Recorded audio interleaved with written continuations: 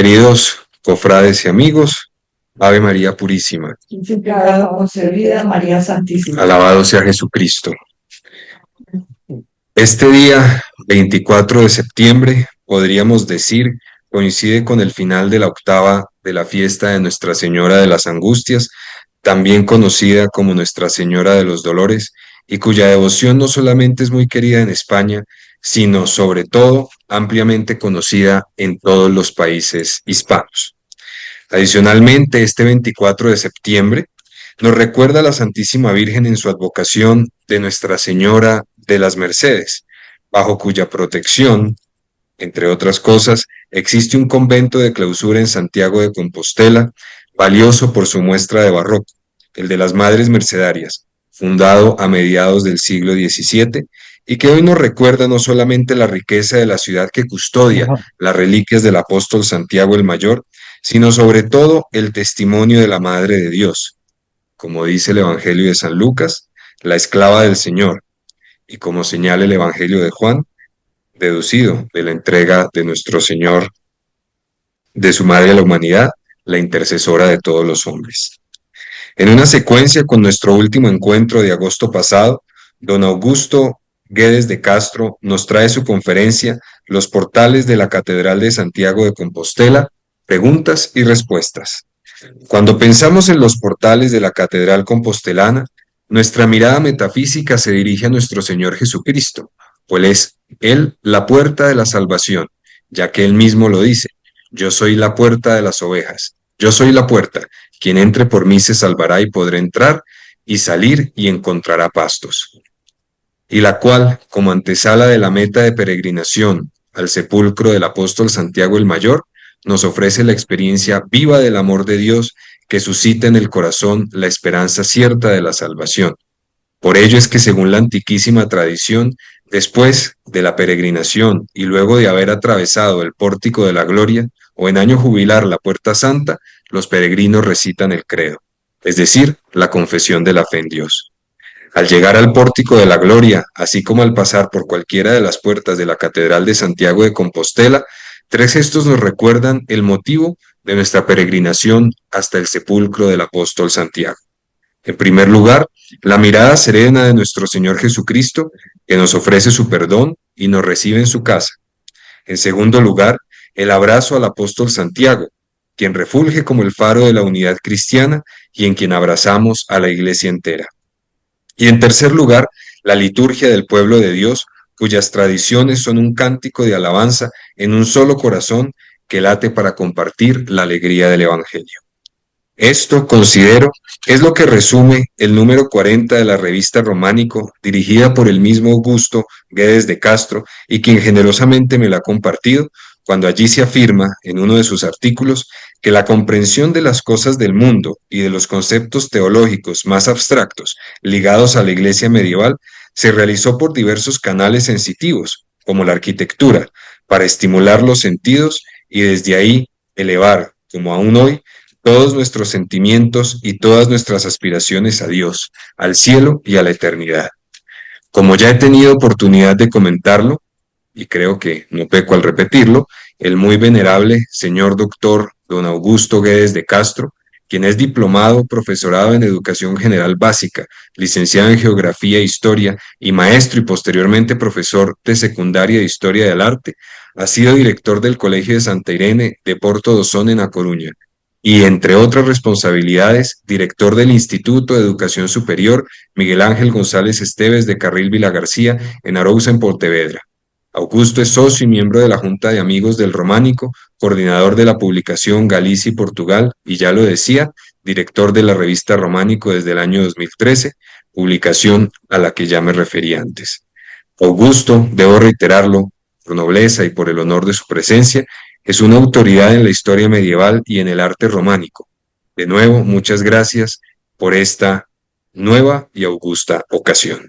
Dejemos entonces que Augusto nos exponga la historia de los tres portales mayores de la Catedral de Santiago de Compostela y nos siga llevando en este recorrido admirable por la que es tal vez el más importante templo medieval de la cristiandad. Augusto, nuevamente, bienvenido, tienes la palabra. Bueno, Bueno, bueno, muchísimas gracias, muy buenas tardes. Primero habría que decir muy buenos días para todos los que me oís desde Bogotá y muy buenas tardes para todos los que me estáis oyendo, amigos y conocidos que estoy viendo ahí. Entonces, en principio pasamos a compartir pantalla y vamos viendo, a ver si soy capaz de explicaros un poco todo lo que todo lo que genera, por decirlo de alguna manera, los problemas de interpretación y, digamos, los problemas que trae, las inquietudes que puede tener la catedral, ¿no? El otro día hablábamos precisamente de lo que era la arquitectura. Bien, en principio, no sé como si habría algún problema o alguna cosa, pero bueno, si no, en último caso ya me lo vais comentando. Pero ahora me voy a ceñir exclusivamente al tema de los portales. El tema de los portales, de las puertas, como queramos llamar, evidentemente se refiere a esto. Tenemos el plano de la catedral y claro, como es lógico, en el plano de la catedral no solo hay tres puertas, evidentemente, como vamos a ir viendo, hay todas estas puertas y yo me voy a ceñir en el planteamiento de hoy a las tres grandes puertas románicas que tiene la catedral, que sería la puerta de Platerías, la puerta de la Azabachería, que son las dos puertas que, como estáis viendo, están en los extremos del crucero, y evidentemente ya la vimos al principio, que sería la puerta del Obradoiro. La puerta, aparece ahí la puerta de la Catedral Vieja, que es la del subterráneo de la cripta, y lo que sería la puerta del claustro. Bueno, nosotros, repito, a lo largo de la conversación de hoy, me voy a referir exclusivamente a las tres puertas románicas principales que tiene la catedral y que en principio son las puertas canónicas, por decirlo así, de casi todas las iglesias cristianas que podemos encontrar. La puerta norte, la puerta sur y la puerta occidental. En este caso, la puerta sur y la puerta norte se corresponden evidentemente a las puertas que tendríamos aquí, en los extremos del crucero. Y la puerta occidental será la puerta del Obradoiro. Entonces vamos a continuar un poco todo esto. Esto es un poco de discurso y de reflexión sobre lo que ya vimos, y recordar que cuando hablábamos de la construcción, hablábamos de los tres grandes momentos. Este sería el momento, digamos, de principio, hecho en tiempos de Alfonso VI y de Diego Peláez, que finaliza a través en el año 1088 con el Concilio de Usillos y la expulsión de Diego Peláez por parte de Alfonso VI, porque apoyaba al rey de Galicia, García. Entonces ahí se frena la catedral en este momento. Se continúa después, aparte, con el maestro Esteban. Ya iniciamos el crucero y posteriormente, como vamos a ver aquí, la última parte de la catedral se corresponde a la obra de Mateo. Aquí tenemos las tres puertas que vamos a ver.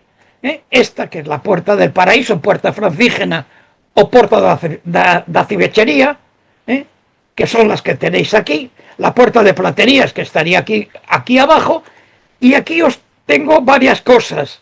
Aquí tenemos, hasta el año 1140, este relieve va a estar aquí, en lo que sería la puerta occidental. A partir del año 1140, y sobre todo con el inicio de la subida al trono de Fernando II, se hay un proceso de renovación de la catedral y con eso se finaliza la obra.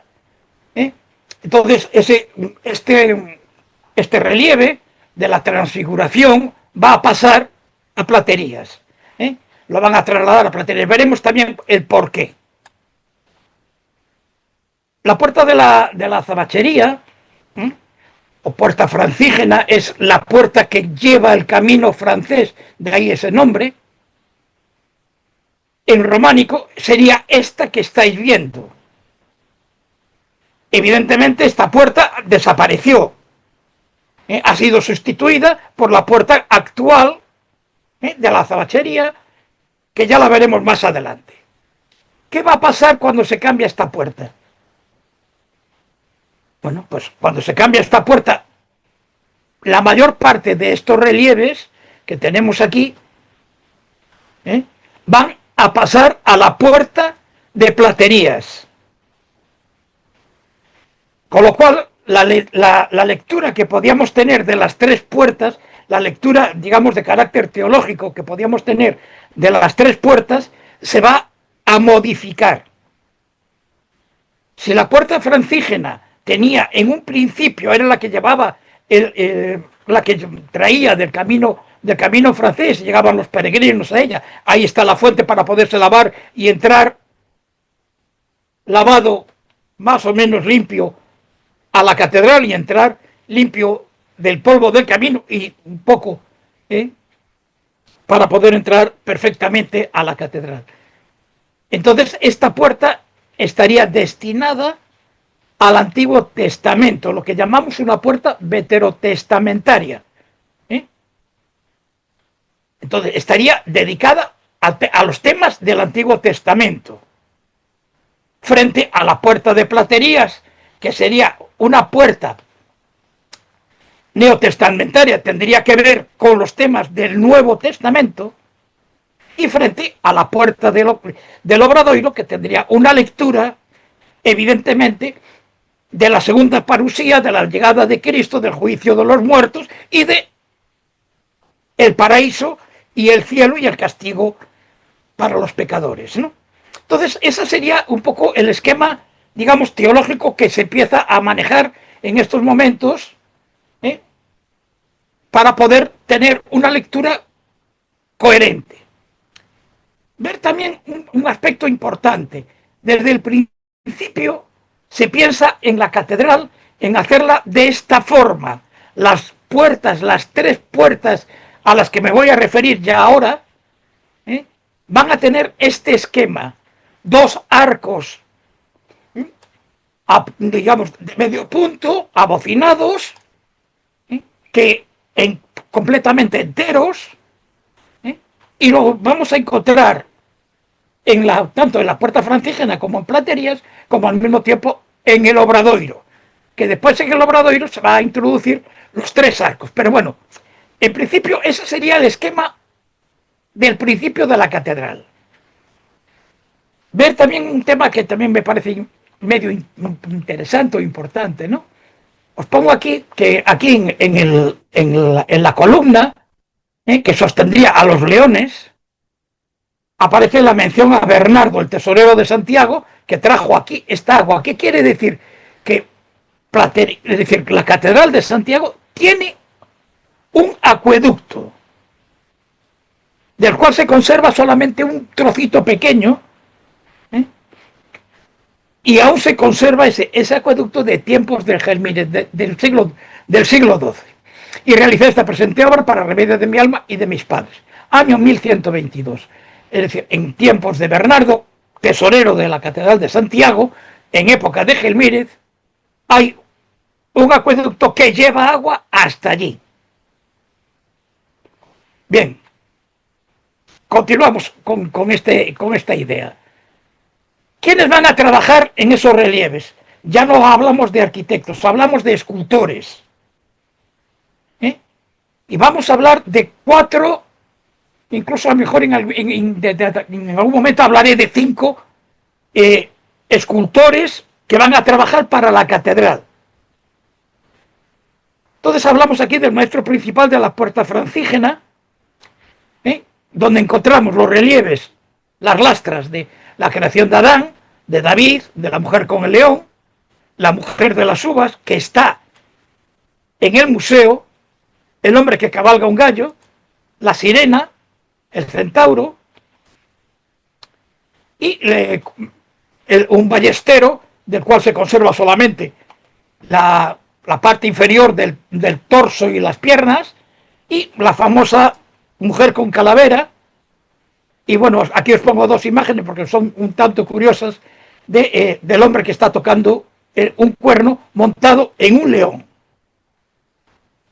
Esta sería, se debe a la autoría a este maestro que estamos llamándole maestro principal de la puerta francígena. Pensar que todo eso estaba en la puerta que hablábamos antes. Hoy, la mayor parte, salvo de todas esas que puse aquí, salvo esta, está en platerías. Es decir, se han trasladado desde la puerta norte a la sur. Bien, sigamos. Otro maestro que trabaja en la puerta francígena va a ser el maestro de las columnas entorchadas, estas columnas helicoidales con relieve, que estaban estas columnas en el frontal de la fachada de la puerta francígena, y en este momento las tenemos en el Museo de la Catedral. Se conservan 6, 4 fustes casi completos, y revelan la tradición jaquesa enriquecida con ese influjo de Roma, ya que Gelmírez, recordar que en algún momento Gelmírez hace 2 viajes a Roma y que por lo tanto ve lo que se está haciendo, y con eso trae esta manera de trabajar estos cuerpos que tienen unos determinados volúmenes, un retorcimiento, unos escorzos en el movimiento también muy interesantes, y que nos habla de esa influencia clásica, por decirlo de alguna manera, romana, que va a atraer a Santiago. Perdón. El maestro de la Puerta del Cordero es otro más que tenemos aquí. El maestro de la Puerta del Cordero va a realizar las lastras que están en los frontales de platerías, pero que estarían en la puerta francígena, de un Pantocrátor, de un signo de Mateo. De Mateo ya sabéis, el tetramorfos, etcétera, etcétera. Entonces Mateo, como apóstol, se representa de la forma de un hombre, y entonces este sería, en el caso del tetramorfos, que no tenemos los signos de Lucas, de Marcos y de Juan, pero sí nos conservamos el signo de Mateo. Y la creación de Eva. Eso sería parte de lo que también todo esto estaría en la puerta francígena, pero está en platerías. Decíamos que tiene unos volúmenes geométricos, unos rostros de superficie muy pulimentada. Fijaros en la cara, en este caso de Mateo, que está muy pulida. Esto está muy maltratado porque está según llegamos a platerías, a la mano derecha, y esa zona está muy maltratada, o la parte de la creación de Eva, que también está muy erosionada, ¿no? Son rostros intemporales, ojos abultados, tendencia a la frontalidad, salvo en el caso de Mateo, y se trata de un escultor local activo en León, conocedor de la tradición de Jaca, de la tradición jaquesa, y vamos a hablar de los pitones jaqueses, que los vamos a encontrar en un par de capiteles en platerías, y las aportaciones del maestro de la puerta francígena, ¿no? Entonces copia un poco al maestro de la puerta francígena y realiza estas esculturas, estas lastras. El maestro de la tradición es un seguidor del maestro de las tentaciones, o el maestro de Conques, de la iglesia de Conques en Francia, y procede también, parece que tiene un origen francés, procede también de Conques, y son figuras grupales narrativas. Está contando una historia muy clara, y figuras en alto relieve. Fijaros la expulsión de Eva y de Adán del paraíso, y veis cómo el cuerpo de Adán sobre todo sobresale, o el cuerpo de Eva sobresale del plano de fondo, ¿no? Entonces, en 3/4, en muy alto relieve, con rostros ingenuos y pupilas rellenas de pasta vítrea, que se ven aquí, estos puntitos negros, con grandes pliegues, la ropa, ver los grandes plegados de la ropa, y los hombres con grandes bigotes. Fijaros, voy a poneros un detalle nada más, a ver si lo logro. Ver el bigote de este hombre, de Adán en este caso, que parece todo un señor bigotón. Entonces, o incluso el propio bigote de Dios, de Jesucristo, porque tiene un nimbo crucífero, que es el que los echa. Pero al mismo tiempo, fijaros la propia gestualidad, que me parece importante porque es una manera de narrar un hecho y de encontrar esa narración, ¿no? Cristo coge del brazo a Adán y para echarlo del paraíso, pero Adán se coge de Eva para llevarla con él, ¿no? Entonces, bueno, esa narración estaría ahí. Y me parece una narración importante. O la misma, en este caso, del pecado. Ya han comido la manzana, ya se tapan, tienen vergüenza, tanto Adán como Eva, y entonces es el planteamiento que nos está contando en esta narración. Este relieve está en la catedral, en el museo. Y con eso llegaríamos a la puerta de platerías, y ya empezamos a ver cosas que me parecen interesantes. Recordad que hablábamos de que eran dos arcos abocinados, tal como tenemos aquí, dos arcos abocinados, semiarcos perfectamente claros, pero esta no ha llegado a realizarse. Esto es una reconstrucción hipotética de ese primer proyecto, de los dos arcos de la portada bífora, de la fachada de platerías, que no llegó nunca a realizarse, dado que había que colocar esculturas, había que colocar más lastras. Entonces la manera de colocarlas, lo único que se ha hecho fue ampliar, ver cómo estos arcos son tangentes. Si seguimos el arco, llegan a tocarse la curvatura del arco y llegan a ser tangentes. Esto es un proyecto, un dibujo de Nodar, del profesor Nodar, con asesoría, en este caso de Castiñeiras, del profesor Manuel Castiñeiras. Bueno, daros cuenta de cómo esto llega y entonces hay un cambio. ¿Esto qué permite? Ampliar la zona de esculturas tanto de este tímpano como de este otro. Y al mismo tiempo nos va a permitir un cambio en la lectura columnaria de la fachada. Entonces vamos a seguir viendo qué pasa con todo ello. Recordad que al lado de esta fachada, al lado de la fachada de platerías, tal como la veis ahí, en la parte derecha de la fachada, estaría el primer palacio de Gelmírez, donde se celebraba justicia. Santiago es una ciudad episcopal y por lo tanto el obispo dicta justicia, que se celebraba los viernes. De ahí la presencia de los propios 4 leones que estarían aquí hay 2 nada más y uno más que está aquí, el cuarto desapareció, y 4 ángeles que estarían en las esquinas, que nos están anunciando, en este caso, el juicio final. Pero lo más importante, a lo mejor, de toda esta puerta, es esto que os estoy poniendo ahí. Cuando se corona Alfonso Raimúndez, el futuro Alfonso VII, en el año 1111, era un chiquillo, era un niño, con 6 años, entonces lo corona Gelmírez como rey.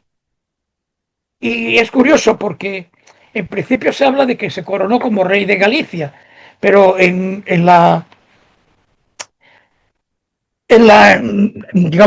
toda la literatura del momento aparece mencionado como rey nada más, para poder evitar la presencia de un futuro rey hijo de Alfonso el Batallador, ¿no? Entonces Gelmírez corona en este caso a Alfonso Raimúndez, repito, Alfonso VII, que va a ser como rey, y atraviesa esta puerta, ¿no? La puerta de platerías.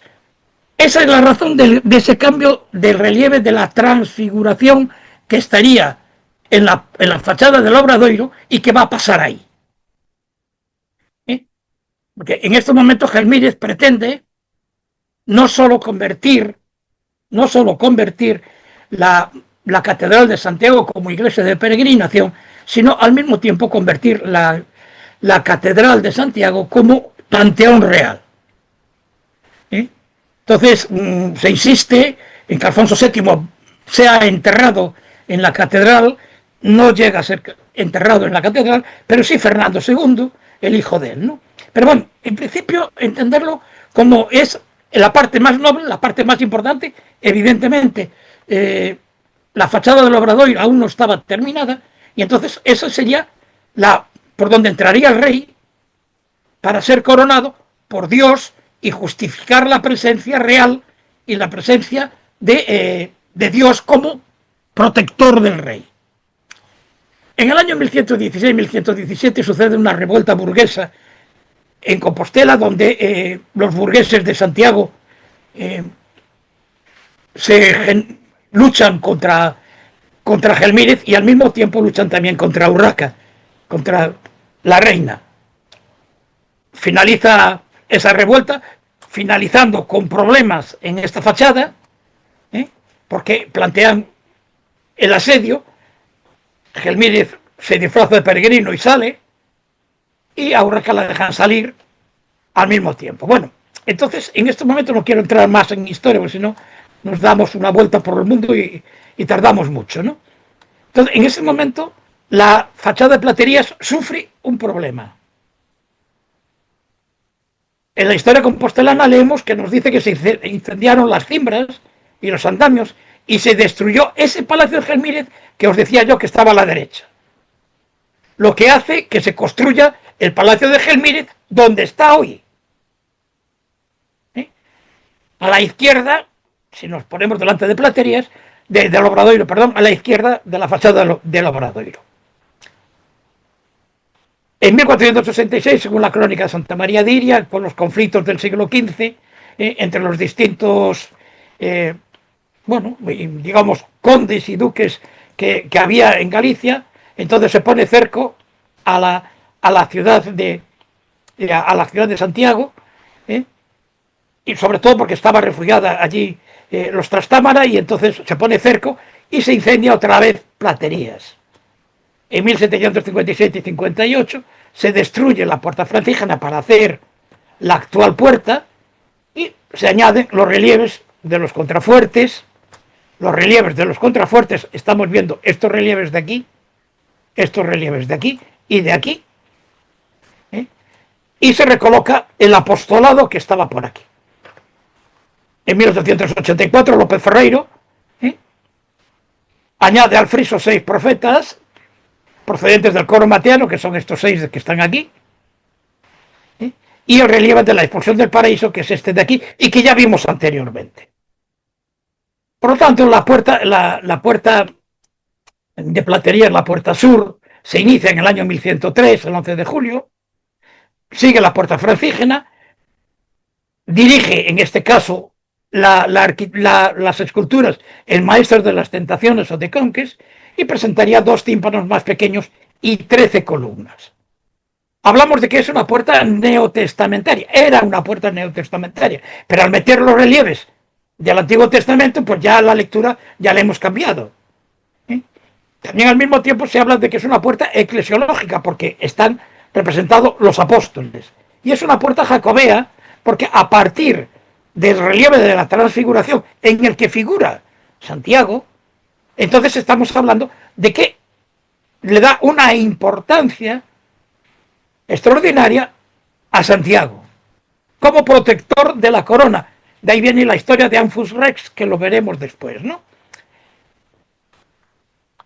Este sería el proyecto principal, pero después aumenta esa dimensión timpánica, como os dije. Las arquivoltas se cortan tangencialmente antes de llegar a la base y genera espacios vacíos que se rellenan con los 3 diablos cinecéfalos, el tocador del cuerno que cabalga un león y la mujer de la calavera, que también está asociada también con una lectura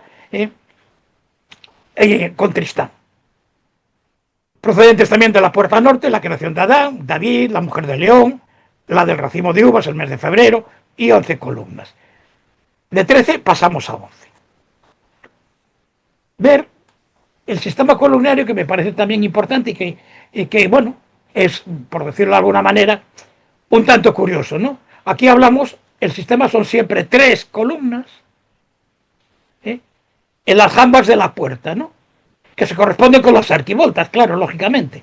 Entonces, la primera columna es una columna de alabastro, donde están representados en relieve, en figuras de pie, están representados apóstoles y obispos.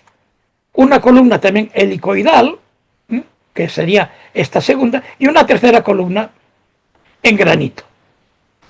¿Qué pasa con estas columnas de aquí? Si tenemos 3, aquí debería de haber 6. Pues no, aquí solo hay 5. 1, 2, 3, 4 y 5. ¿Cómo tenemos que leer estas columnas? Pues de aquí para aquí serían las jambas de esta puerta. De aquí para aquí serían las jambas de la puerta derecha, ¿no? Es decir, esta columna en el medio se coloca, se ahorra una columna, se ahorra espacio y al mismo tiempo sirve para conjugar en las dos puertas, ¿no? Y aquí volvemos a encontrar el mismo sistema. Los relieves que están en los machones, que estarían aquí, que los veremos después. Bueno, esto sería el sistema columnario que va a adoptar esa platería nueva que estábamos mencionando. El maestro de las tentaciones, o maestro también en este caso, maestro de la puerta de platerías, se consagra exclusivamente desde el primer momento a la puerta sur. Hace los relieves de las tentaciones de Cristo, la coronación de espinas, la flagelación, la epifanía y el Moisés. Se caracteriza por sus figuras de cabezas cúbicas. El pelo a la taza. Ver este pelo, por ejemplo, que lo vemos muy bien, el del verdugo, que está sujetando las manos de Cristo mientras los sayones lo están azotando, y entonces vemos ese pelo cortado a la taza perfectamente, ¿no? Anchas narices, un corto cano, por lo tanto son figuras, digamos, bastante más voluminosas, pliegues muy planchados, y así como el recurso al uso del perfil, y el 3/4 con tendencia al bulto redondo, y una extensa variación de los pies sobre las cornisas, que lo veremos, os lo enseñaré cuando hablemos de los tímpanos, así como el gusto por las inscripciones y el anacronismo de los ropajes. Aquí serían parte de los relieves que van a presentar platerías, ¿no? Esto sería parte más o menos con un esquema, bueno, un tanto de lo que podría entenderse que sería el primer tímpano, ¿no? Llegaría más o menos ordenado, más o menos llegaría hasta aquí el primer tímpano, y entonces se van a añadir todo este tipo de figuras que hay aquí. Encontramos, como os estaba diciendo, la presencia de epígrafes. Aquí tenemos uno, in Sancta Civitatem, que alude precisamente a Jerusalén, o la historia de Ductus in Desertum, que estaría aquí, que alude a la presencia de Cristo en el desierto, ¿no? Encontramos los diablos, o los demonios, como queramos llamarle, que están tentando a Cristo, ayudado, por otra parte, por los ángeles, un ángel con turiferario, que sería el que lleva el incensario, fijaros, con un esquema de un green man muy, muy bonito, que sería este angelillo que lleva el incensario.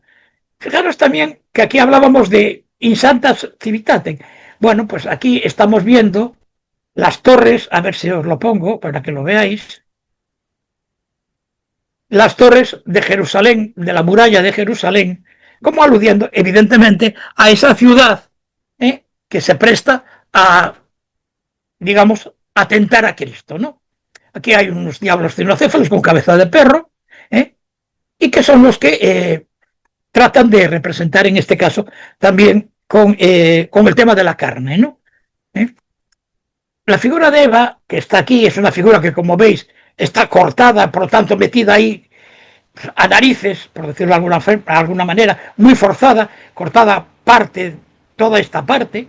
Entonces, bueno, estaría ahí cortada y que en realidad no pinta nada, porque no es homónima ni tendría nada que ver con todo lo que estamos hablando, con las tentaciones de Cristo. Este es el tímpano de las tentaciones, ¿no? Entonces, bueno, en principio se ha identificado con la mujer con la calavera, y hay la interpretación aquella que os decía de Prado Vilar, que lleva a la figura de que es una figura que aludiría al tema de Tristán y Isolda. El tímpano derecho, de la puerta derecha, alude al tema de la pasión de Cristo, ¿no? Entonces, esta figura que, fijaros, que desde aquí hasta aquí representa los azotes de Cristo atados a la columna, pero representan temas neotestamentarios: la curación del ciego, la coronación de espinas, el tema, digamos, que corresponde hasta aquí, hasta el tema del azote, el cireneo cargando con la cruz, y en este caso el prendimiento, ¿no? Daros cuenta de estas figuras que os estaba hablando antes, de cortadas a la taza, que son las figuras características que se aparecen aquí, ¿no? Entonces vemos como también estos pies van cambiando y van encima de este dintel que estaríamos viendo perfectamente cómo se están colocados.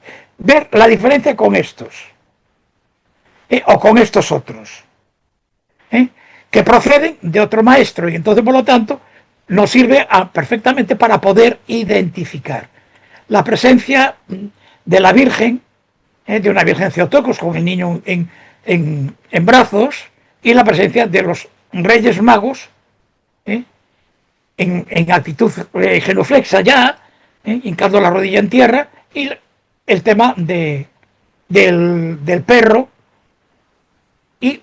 o los caballos o el buey del tema del nacimiento, de la Epifanía. Y los ángeles, fijaros la presencia de este ángel muy curioso, que está en una postura vertical, casi cayendo, que me parece muy importante, ¿no? Porque es raro también ese planteamiento dentro del románico. Dentro de los capiteles, hablábamos antes, y solamente voy a señalar uno. Este es el capitel historiado por excelencia, porque el otro capitel historiado es este, pero está muy maltratado. Pero quería incidir en el tema de que ya os dije antes de los pitones jaqueses, lo cual nos está hablando de una influencia de la catedral de Jaca aquí, y ese pitón jaqués sería este de aquí, esta representación de un fruto, bueno, fruto, no sé exactamente llamarle fruto, a lo mejor me estoy equivocando, de una hoja de acanto, y parece que es esa especie de pitón jaqués que nos trae las influencias, en este caso, de la catedral de Jaca, ¿no? Bueno, este es el tema del capitel que yo os decía antes, que es el tema de la expulsión de Adán y Eva del paraíso, ¿no? Presencia de Cristo, Dios, Cristo, no lo sé exactamente, yo a lo mejor diría mejor Dios Padre, y Eva, también en actitud ya de estarse tapando el sexo, y el ángel en la parte izquierda, ¿no? Entonces nos estarían anunciando esa expulsión de Adán y de Eva, ¿no? En las jambas, tal como las tenemos, recordar, aquí hay una puerta y aquí hay otra. Entonces, en esta jamba encontraríamos la figura de Moisés con las tablas, en este caso la representación de San Andrés, y lo tenemos aquí, lo podemos leer perfectamente, San Andreas, y aquí tenemos una representación que no lo tenemos muy claro de quién podría ser, y aquí estaría la fecha correspondiente a la construcción, en este caso, de la portada, ¿no? Que nos dice, hoy se está bastante de acuerdo, se discutió mucho sobre el tema, pero parece que hoy la mayor parte de los autores coinciden que es el 11 de julio de la era 1141, es decir, restándole 38, quedaría en el año 1103. Y en las jambas de de la puerta derecha nos encontraríamos a la mujer con el león, y en este caso a un hombre que estaría cabalgando un gallo, ¿no? Un gallo tiene demás interpretaciones, pero bueno, vamos a entenderlo así, ¿no? Para no extendernos.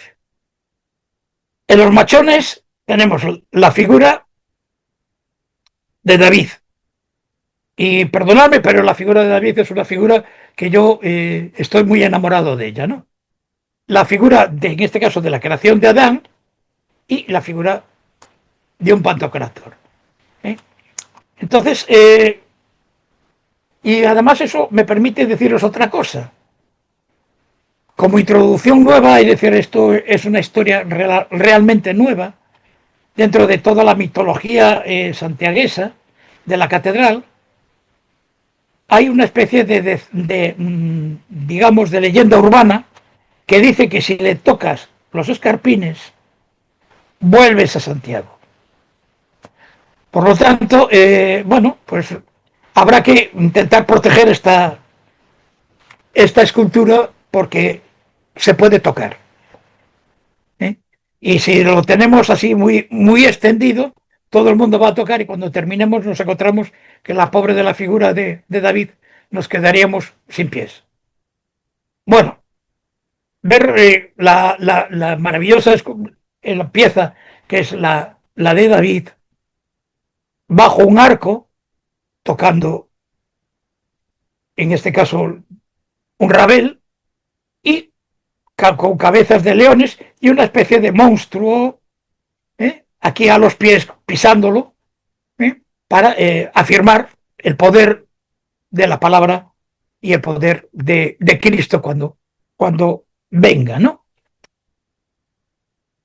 Esa es la cara, volvemos a encontrar ese bigote, encontramos una barba muy, muy bien realizada a base de trépano, entonces por lo tanto encontraríamos una figura volumétricamente hablando muy buena y con muy buena calidad, ¿no?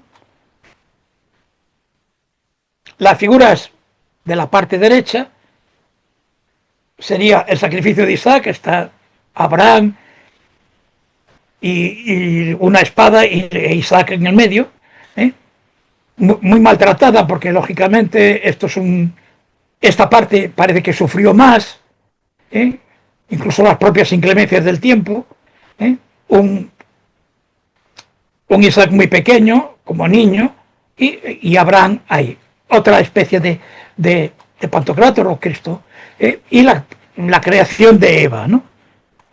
Esos serían los de la parte de la derecha. Los leones que encontramos en platerías, aquí hay uno, aquí hay otro, los otros dos, ya os dije que el cuarto desapareció, y aquí detrás de la figura aquella de Cristo en Majestad estaría otro león muy curioso, ¿no? Que está prácticamente oculto y que prácticamente no se ve. Con casi una cara humana o antropomorfizada, la cola cruzándole los cuartos traseros, y muy bonita, ¿no? Bueno, este Abraham del cual hablamos, este Abraham que ya está aquí, estaría en alabastro, y también con esas inscripciones procedentes de ese maestro de Conques, que aparece aquí, surge Abraham de túmulo, y que nos está anunciando la presencia de esa transfiguración, de la transfiguración de Cristo, ¿no? Que la vamos a encontrar aquí. Este es el friso correspondiente, un friso enorme, lleno de esculturas, abigarrado, y que formaría parte de ese palincesto que es Platerías, ¿no? Incluso con la presencia de un Bodier, es decir, de un Cristo ya gótico que se coloca aquí con su corona aquí arriba, con esta especie de capitel que actúa también como corona de la figura de Cristo, ¿no? Los ángeles que anuncian el juicio final estarían en esa zona. Perdonadme que antes os quería enseñaros el crismón que tenemos habitualmente. Este es el crismón, un crismón, pero diríamos que si lo apreciáis perfectamente, la letra alfa y la letra omega están cambiadas. No sabemos exactamente tampoco cuál es el motivo. Es un crismón que falta también la S del Espíritu Santo, no es un crismón trinitario. Y entonces aquí estarían intercambiadas el alfa y el omega, ¿no? Para anunciar precisamente que Cristo es Dios desde el principio hasta el final. Os señalo algunas figuras que podemos reconocer. Aquí estaría San Pedro por el tema de la llave, la presencia, en este caso, del grupo de la expulsión del paraíso de Adán y de Eva, el signo de Mateo, otro apóstol, un centauro, la figura de San Mateo sería esta, y aquí encontraríamos más apóstoles. Recordad que la puerta en principio es una puerta neotestamentaria, así que por lo tanto estaríamos viendo figuras de los apóstoles, ¿no? Y este es el grupo del que hablábamos antes.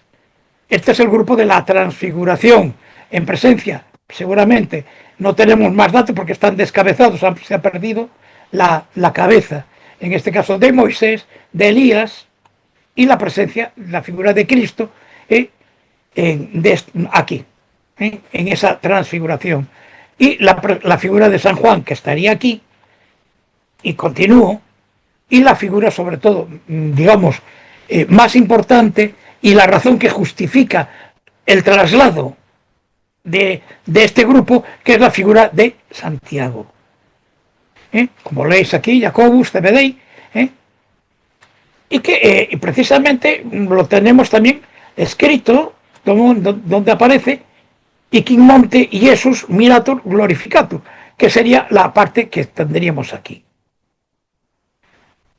Pero no nos olvidemos de aquel contenido político que os decía yo antes con respecto al niño,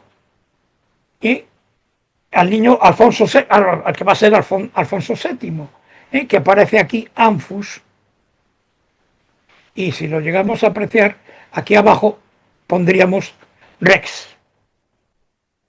Entonces la presencia y la alusión, en este caso, en estas fechas, a Alfonso, la única posibilidad es que estemos hablando de esa coronación de Alfonso VII, como rey, en este caso, como rey niño, que lo corona Gelmírez en la catedral. Y recordar que todo esto estaría metido o estaría destinado en un principio a la fachada del Obradoiro, ¿no? Eso es lo que quería marcar un poco, como a veces también el contenido teológico se mezcla con lo político y se cambia y se pone en función de esos criterios que estamos hablando, ¿no?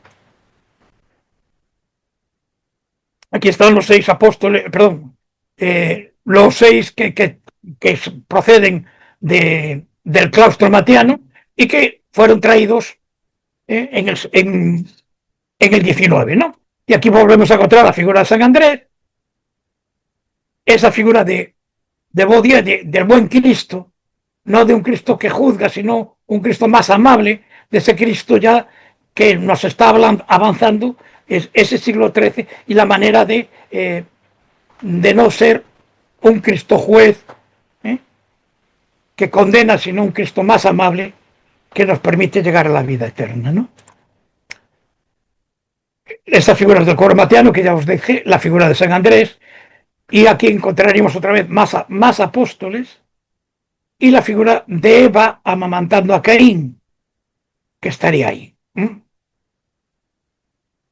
Detalles, fijaros, la decoración, en este caso la rica decoración a base de roleos y racimos de uva, que sería la que presentaría en este caso, y también tenemos ese epígrafe bien claro que nos permite identificar perfectamente al apóstol, ¿no?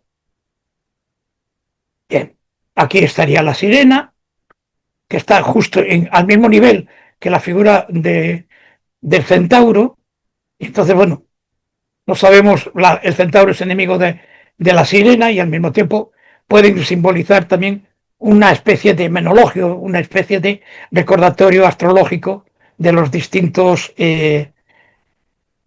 del distinto zodiaco, ¿no? Bueno, esa es la Puerta Santa, de donde encontramos figuras que proceden también del coro mateano y otras figuras que se colocaron en el siglo XVIII, ¿no? Y aquí tendríamos el portal compostelano ya mateano de la fachada del Obradoiro. ¿Cómo sería esa fachada antes de la modificación de Fernando de Casas del 18, ¿no? Bueno, esa es la misma fachada, prácticamente no es desde el mismo sitio, pero más o menos, casi prácticamente es la misma, y esta es la fachada barroca, hecha por Fernando de Casas, ¿no? Bueno, hablamos de ese pórtico, de esta puerta que estaría al aire libre, no como la vemos hoy, protegida por la fachada del Obradoiro, con los colores correspondientes a todo el pórtico. Y por lo tanto, tenemos las tres puertas que vamos a ver después, y precisamente el tema correspondiente a esa grandísima portada, y que es, digamos, una portada excepcional dentro de todo el románico, bueno, de ese post-románico, por llamarlo de alguna manera, de ese románico finisecular del siglo XII. Recordar que la pieza, la fecha Mateo en el dintel en el año 1188, por lo tanto estaríamos viendo una fachada casi prácticamente muy tardorrománica, pero una de las mejores fachadas que hay en toda Europa, ¿no? Aquí está lo que os decía yo del dintel, y curiosamente esa rotura del dintel, que bueno, que en esta revista, ya que hablabas antes de esa revista, pues en esa revista que va a salir ahora en Navidades, habla Juan Pérez Valcárcel, precisamente del carácter del por qué se partió este dintel, ¿no? La traducción de ese dintel diría: en el año de la encarnación del Señor, 1188-1226, a 1 de abril fueron asentados los dinteles del pórtico principal de la iglesia del Bienaventurado Santiago por el maestro Mateo, quien dirigió la obra desde los cimientos de los mismos portales. No es exacto, pero vamos a entenderlo así. Unido en este caso, también está unido a la escultura, del Architectus mirando el coro. Pensar que los cimientos de los portales, es decir, esta iglesia, y ya lo vemos en esta fotografía anterior, me perdonáis, los cimientos del pórtico de la gloria son estos, y estos ya estaban hechos antes de Mateo, pero bueno, Mateo lo único que hace es desde aquí edificar hacia arriba, ¿no? Bien. Y con esto nos encontramos con la fachada del Obradoiro, ¿no? En Santiago había la costumbre, durante una cierta temporada, de representar un acto en Navidades, donde todos los profetas que están en el Obradoiro representados salen para anunciar la llegada de Cristo, ¿no? Que va a nacer Cristo, ¿no? Es decir, contar la profecía de la presencia de Cristo, ¿no? Del nacimiento de Cristo. Entonces, en este caso, lo que yo os puse es un trocito solamente del canto de la Sibila, que a pesar de no ser cristiana, anuncia también con un canto a la Madre de Dios. Entonces, bueno, me parece una canción muy, muy, muy bonita. Es una pena que se perdiera, digamos, esa costumbre en Santiago, porque me pareció, por decirlo de alguna manera, me parecía una idea muy curiosa, ¿no? Bueno, entonces vamos a continuar. Si empezamos con platería, con Obradoiro, perdón, nos encontramos primero con un tema importante que serían las basas de toda la portada, ¿no? Entonces, ¿por qué estas basas? ¿Qué es lo que nos están diciendo? Porque generalmente en unas basas románicas de una portada no tienen estas características. Pueden tener algún tipo de decoración, pero no es exactamente el lujo de todas estas figuras que vamos a encontrar sojuzgadas, pesadas, digamos, por toda la estructura de las columnas de la portada, ¿no? Entonces, ¿qué es lo que vamos a ver aquí? Bueno, pues empezando por la parte de la izquierda, encontraríamos a la figura de un león, y pues veremos algunas. Hay un hombre que está cabalgando un león, y de estos vamos a encontrar 4 figuras, con las manos le abren la boca y con los pies le sujetan las patas. Este es las columnas y la base de esas columnas, donde vamos a encontrar grifos. El grifo, ya sabéis que es un cuerpo, tiene cuerpo de león y con pico de águila. Bueno, y esto lo marqué así porque este es el que tenemos aquí, porque con ese pico está despedazando un jabalí, ¿no? Y que podría ser una especie de representación, en este caso, del pecado de la ira. El parteluz, encontraremos a un hombre que tenemos la cabeza y 2 leones con las, digamos, la cabeza estaría, tal como lo pongo ahí, en un plano superior, y con las 2 manos las mete en la boca de los leones, pero no está haciendo el gesto de abrir la boca. Parece que esos leones están tranquilos y solamente le abren la boca sin problema, ¿no? Aquí hay un oso que está como durmiendo, entonces sería una especie de representación del pecado de la pereza. A continuación tenemos un cuerpo de león y cabeza humana, ojos cerrados con los colmillos, podría representar una especie de representación de la lujuria. Un cuerpo de león con cabeza humana, está vestido, se lleva la mano izquierda a la boca, por lo tanto estaríamos viendo también, y tiene cuernos al mismo tiempo, y estaríamos viendo una especie de representación de la avaricia. Un rostro humano con cabello y barba larga y rizada sería una representación del orgullo. Una bestia desdentada, vestida, lleva la mano derecha a la boca en una actitud de envidia. Otro cuerpo de león y alas de águila, dentadura humana, está despedazando a un hombre, también podría ser una representación de la ira. Un hombre cabalgando un león con las manos, le abre la boca y con los pies le sujeta las patas, y un grifo.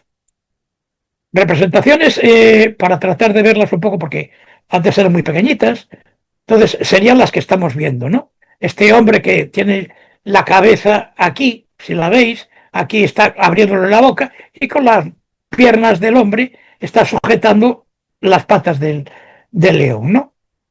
Estarían aquí. Aquí tenemos las figuras de los grifos. Perdón, los grifos no. Aquí hay un grifo, sí, que sería este de aquí. Y aquí hay este hombre también que está sujetando el león, y vemos la pierna perfectamente, tratando de echar para atrás la pata, ¿no?, del león. Y aquí volvemos a tener una cabeza. Es una figura similar a esta, al mismo tiempo. Bueno, la presencia de los grifos están aquí. Aquí está el que os señalé antes. Ese grifo está sujetando un jabalí o comiéndose un jabalí, como queráis. Y bueno, serían los que tenemos más grifos para verlos. Fijaros que también los grifos son significativos. Tienen todas las pupilas mirando hacia arriba. Es decir, están mirando precisamente al que entra en la catedral. Como advirtiéndolo de lo que puede pasar si no es bueno. Aquí volvemos a encontrar la figura anterior, que sería esa presencia de ese hombre con las manos en la boca de los leones, y esa cabeza hacia arriba, ¿no? No hay una lucha clara por aquello de decir, fijaros que no está abriéndole la boca, solo tiene parte de la mano, un dedo, 2 dedos, en la boca de los leones. Por lo tanto, no podemos interpretarlo como un león malo, por llamarlo de alguna manera, sino parece como puede ser una representación de Adán, o quizá yo me inclino más por esa interpretación, como la figura de Cristo, del triunfo de Cristo, como símbolo de ese hombre nuevo que sería a través de la religión, ¿no? Tenemos las imágenes de dónde son, de dónde proceden, y aquí tenemos la figura del arquitectus.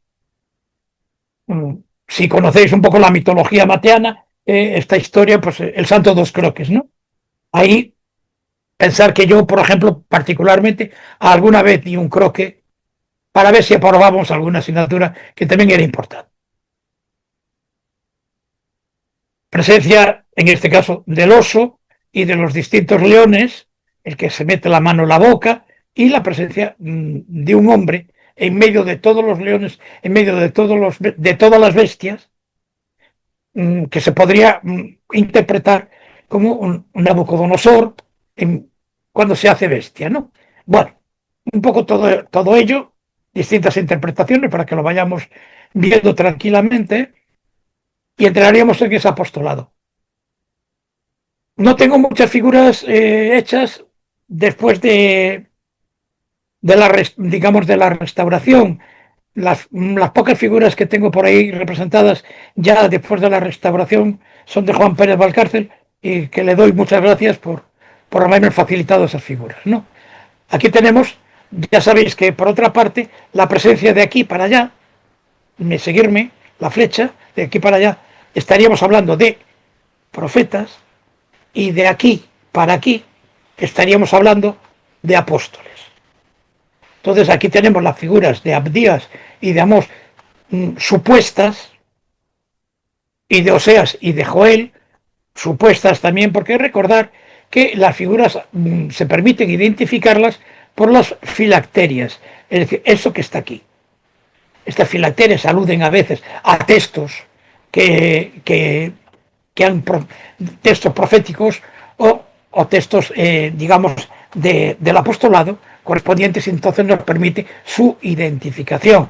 Pero al haberse perdido literalmente todas ellas, pues resulta un poco, bueno, compleja la interpretación, ¿no? Ver cómo serían las dos partes laterales del pórtico, ¿no? En el pórtico de la izquierda, conocido popularmente como en la parte del limbo, nos encontramos dos arquivoltas muy interesantes, porque en esta aparece la figura de Cristo, que baja al limbo a recoger a parte de los que han muerto antes de la llegada de Cristo. Entonces aquí nos encontraríamos a Eva y a Adán, que estarían entre todos ellos. Hay algunos que tienen cartela y permiten un poco la identificación. Y aquí arriba serían todos los gentiles que murieron y que no conocieron, evidentemente, ni el cristianismo, ni a Cristo, ni nada de ello. Y entonces están oprimidos por una especie de bocel, que los sujeta y los comprime, y que no les deja y no les permite salir, en este caso, de ese purgatorio, de ese limbo, porque al mismo tiempo han sido,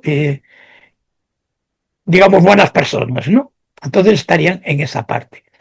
Las figuras mateanas se caracterizan generalmente por esta decoración vegetal voluminosa, con mucho volumen, que las encontraríamos en esta zona, ¿no? O también al mismo tiempo aquí, ¿no?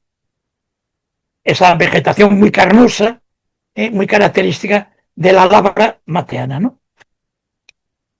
Que tenemos unos detalles, Adán y Eva, en las figuras, la figura de Cristo, la figura también de Abraham, o la figura de Moisés, que estarían ahí, ¿no? Bueno, bien. Aquí tenemos, bueno, se entiende que seguramente en estas filacterias también podríamos entender el nombre de algunos de ellos. Digamos, la puerta derecha totalmente estaría dividida en dos partes. Una parte sería la parte del infierno y los castigos correspondientes, divididos en la clave de las dos arquivoltas por la presencia de Dios,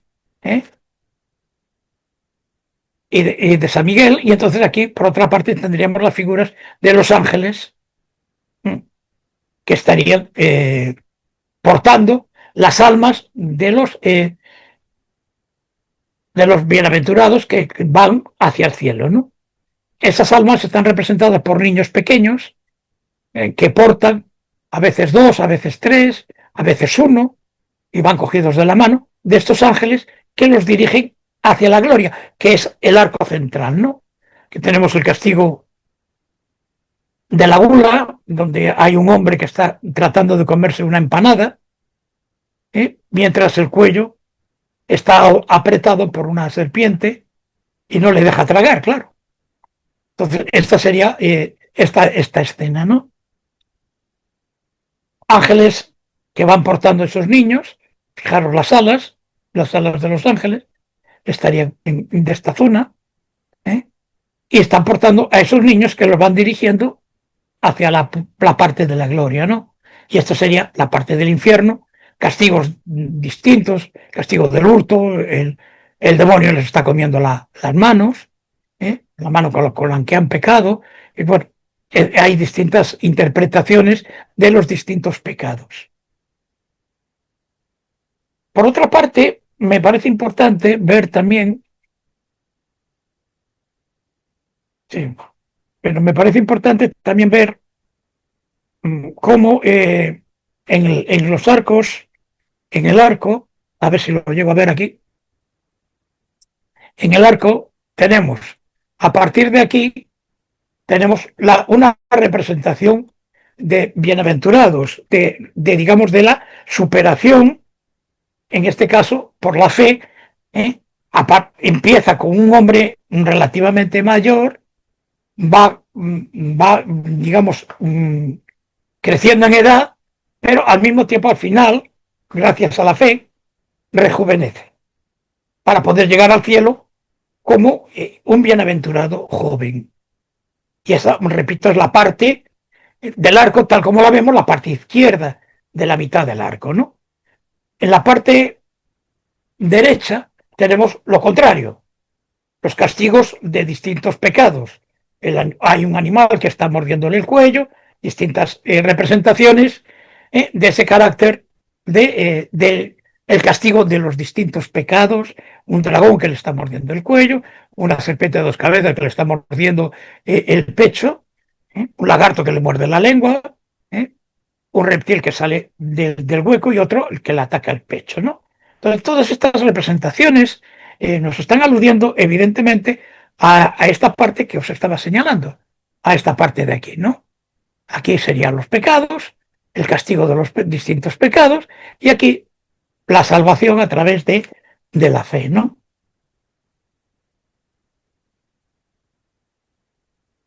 Por otra parte, detrás de ese parte luz que estaría en la puerta central, estaría la representación, en este caso, se entiende que sería la representación de la figura de Mateo. No está muy claro, pero bueno, vamos a entender que pueda ser la figura de Mateo, de aquel que yo en alguna ocasión me he dado algún croque, que se llama un golpe con la cabeza, para que la sabiduría de Mateo me llegara y me permitiera aprobar algún examen.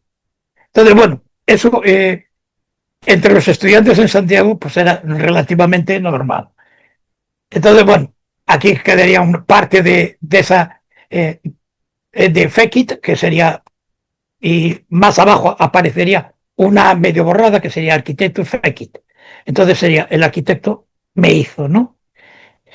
Pensar que no es muy normal que una figura, en este caso de un maestro de obras, de un maestro, esté en una zona tan importante.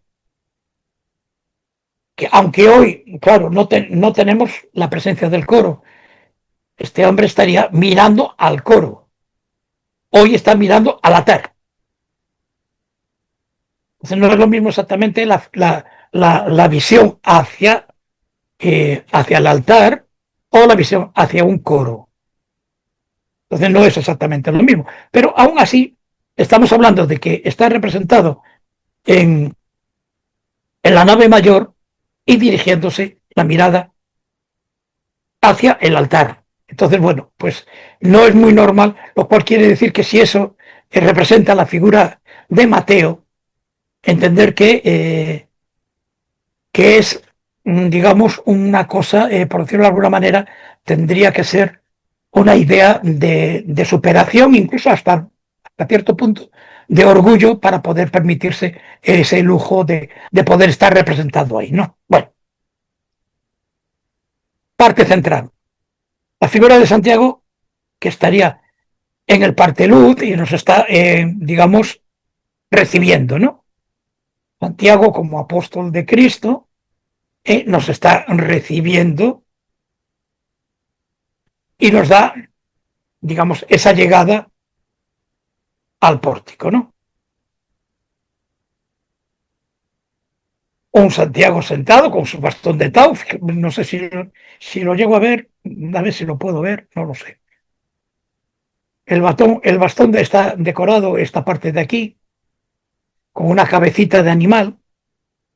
Entonces, bueno, diríamos que eso sería un apóstol sentado y que dirige la mirada hacia el espectador, hacia el fiel que está atravesando, en este caso, la puerta, ¿no? El parteluz representa la genealogía de Cristo. Entonces, en la genealogía de Cristo partimos de Jesé, que es esta figura que estaría aquí y que ocupa prácticamente toda la parte inferior del parteluz, y que entonces esa sería la cabeza, y que de ahí salen unas ramas hasta llegar a la figura de María y posteriormente llegar al capitel trinitario, donde está representado Dios Padre, Dios Hijo y el Espíritu Santo, que sería, ese es el capitel del que estamos hablando, donde se representa la Trinidad. La paloma es esta que tenéis aquí encima, en presencia de ángeles turiferarios, perdón, de ángeles que estarían con incensarios para, digamos, para la escena, ¿no? Aquí tenemos otra visión lateral de los ángeles, con los incensarios, y aquí tenemos la parte principal del partelón, ¿no? Ese, la figura de David tocando el arpa, la figura de Salomón y la figura de María.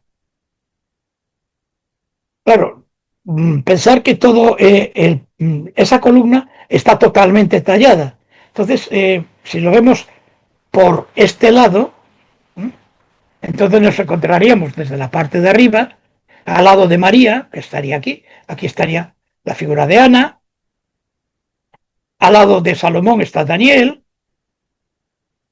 al lado de David y su arpa estaría Ezequiel, y aquí tenemos la figura de la cabeza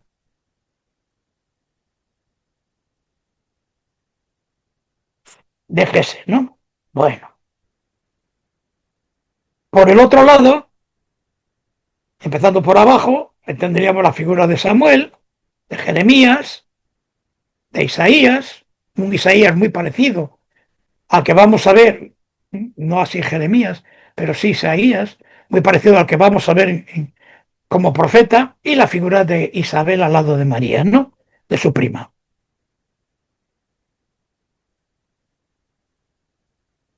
Aparte, otro de los enigmas, digamos, por decirlo de alguna manera, del pórtico, es que la presencia de estas figuras, de estas columnas entorchadas, ya vimos algunas que habían pertenecido a la puerta francígena y hoy están en el museo, y ahora aquí vamos a encontrarnos exactamente tres. Una, la segunda y la tercera. Y esta que estaría aquí se ha perdido y hoy está sustituida por una columna de granito. Fijaros también la presencia, no voy a perder mucho tiempo porque si no nos vamos a demorar mucho. Entonces estaríamos viendo una presencia, digamos, de problemas a nivel de la tierra, de problemas de guerra, hablamos de una boca de león, de guerreros, arqueros que disparan hacia el cielo, centauros, que también como animales, digamos, de carácter maligno, hasta llegar al cielo, donde encontraremos unas aves picoteando uvas, que diríamos, por decirlo de alguna manera, que representaría el final de esa columna y por lo tanto estaríamos ya mencionando la parte final del cielo. La segunda entorchada representaría la fe, estaríamos hablando de Set y Enos que luchan contra el diablo en esta escena. Aquí Abraham, volvemos a encontrar el sacrificio de Isaac, y Abraham, que lo sujeta un ángel, que sujeta la mano y la espada, al mismo tiempo. Bueno, estaríamos hablando de las figuras que aparecerían a lo largo de ese retorcimiento helicoidal que tiene la columna, ¿no? La tercera columna entorchada parece ser que es la obediencia. Aquí es un tanto más curioso. Hay un joven que marca con la mano el camino ascendente, que es el que tienes que seguir para poder llegar al cielo. Entonces, esa sería la idea principal. La idea principal que podemos encontrarnos en ese camino, ¿no? Ahí está otro joven que es el que trata de darle la mano a los siguientes que están ascendiendo para poder llegar a ese cielo. Los ángeles que anuncian la llegada, digamos, el final del juicio final, y la presencia de la gloria, ¿no? Ese es el arco que vamos a encontrarnos ahora ya directamente, donde encontramos a los profetas, esos que van a salir en la canción que os puse antes, que se llama el Ordo Profetarum. Es, digamos, un acto teatral correspondiente al tema de Navidad, y donde vamos, en la representación veríamos a estos profetas que se presentan, cantan, digamos, su parte del anuncio correspondiente, de la posible llegada, de la llegada de Cristo, el día de Navidad, y finaliza al final con ese canto de la sibila, que anuncia también esa llegada de Cristo, ¿no? Bueno, repito, esto ya está restaurado y por lo tanto está policromado, donde tendríamos la figura de Jeremías, la figura de Daniel, la figura de Isaías y de Moisés. A mí quizá la figura más importante, más curiosa que podemos hablar, es la figura de Daniel. Ver que va a ser una especie de paralelo de la figura que vamos a encontrar con la figura de San Juan, ¿no? Ver la colocación de los pies, la colocación de las manos. Entonces nos está hablando de una serie de escorzos, de retorcimiento del cuerpo, un poco increíble, por decirlo de alguna manera, ver cómo esa mano se retuerce en una especie de gesto un tanto irreal. Y por otra parte, bueno, pues la gestualidad de esa sonrisa de Daniel, que me parece quizá un tema más indicado, ¿no? Quizá la alegría de poder profetizar la llegada a la gloria, entonces es el que permite el tema ese de esa sonrisa. Bueno, del otro lado nos encontraríamos a los apóstoles, Pedro, Pablo, Santiago, también con el Tao, y Juan. Y también volvemos a encontrar una postura un tanto curiosa, porque a Juan, más joven también, lo han representado por encima de un águila. Entonces está pisando un águila y entonces está en un equilibrio un tanto, bueno, digamos, inestable. La presencia de los apóstoles, y también es curioso también el tema de Pedro como apóstol. Lleva 3 llaves, como padre de la iglesia. Entonces lleva 3 llaves que van a representar lo que es la iglesia militante, la iglesia purgante y la iglesia triunfante. Es decir, la iglesia militante, que es la iglesia peregrina, la que vive en la tierra y que está peregrinando por este valle de lágrimas; la iglesia purgante, la iglesia penitente, que es la que está pagando los pecados correspondientes, y la iglesia triunfante, que es los que están en la gloria, ¿no? Pablo lo reconocemos también porque tiene, en este caso, tiene un libro, y en el libro se puede leer esa carta a los hebreos. Santiago tiene el bastón de Tau, correspondiente a un bastón entrelazado por una serie de nudos, y además en la cartela que lleva se lee: Dios me ha ensalzado en esta región, ¿no? Y Juan estaría sobre el águila, ¿no? Entonces, lo cual quiere decir que Santiago, como patrono de la Iglesia, ha sido ensalzado por Dios, y Dios le permite ese patronato sobre de la catedral, ¿no? Enseña las figuras, y pues nos quedaría figuras de Mateo, de Andrés y de Mateo, la figura de Tomás y Bartolomé, que serían las figuras de los apóstoles, que estarían de este lado y de este otro. Entonces, esto, y con eso nos pasaríamos aquellas figuras que van llegando, en este caso, de la parte del infierno, de los ángeles, que van llevando las almas al tímpano central, que es el tímpano de la gloria, o, en este caso, las que salen de la puerta del infierno, que van saliendo también estos ángeles que llevan 1, 2, 3, hasta 4, estos bienaventurados que van llevando a la gloria, ¿no? Es decir, aquí sería ahora ya la representación de esa gloria, de esos bienaventurados, en presencia de Dios y en presencia, en este caso, también del tetramorfos, que lo tenemos ahí, ¿no? Vamos a ver algo más.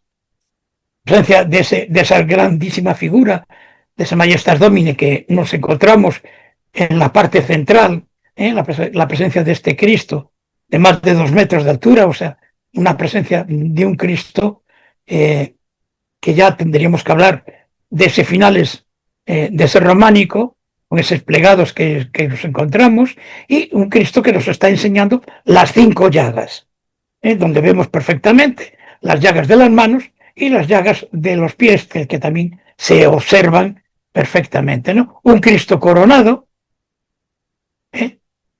también como Rey y Señor del cielo, ¿no? Esa sería la figura, presencia de los ángeles, presencia de ese nimbo crucífero, de ese nimbo con la cruz, que nos marca precisamente y nos identifica perfectamente la figura de Cristo. Y por otra parte también tenemos, en este caso, las figuras del tetramorfos, ¿no? San Lucas y el toro, San Juan y el águila, San Mateo representado por un hombre, y San Marcos y el león, que estaría ahí, ¿no? Ese Cristo coronado que veíamos antes, y las figuras, en este caso de la parte inferior, que son los ángeles que portan los signos de la pasión. Un ángel que lleva la columna de los azotes, otro ángel, otros 2 ángeles que llevan la cruz, este otro ángel lleva la corona de espinas, los clavos, la esponja, los azotes y la lanza. Entonces serían los ángeles que portan los símbolos de la pasión y que estarían en la parte inferior, acompañando a ambos lados, a la derecha y a la izquierda, de la figura de Cristo. Vamos a ver aquí las figuras del tetramorfos, pero aquí ya encontramos ya la presencia de los bienaventurados, que van todos con corona, si lo veis.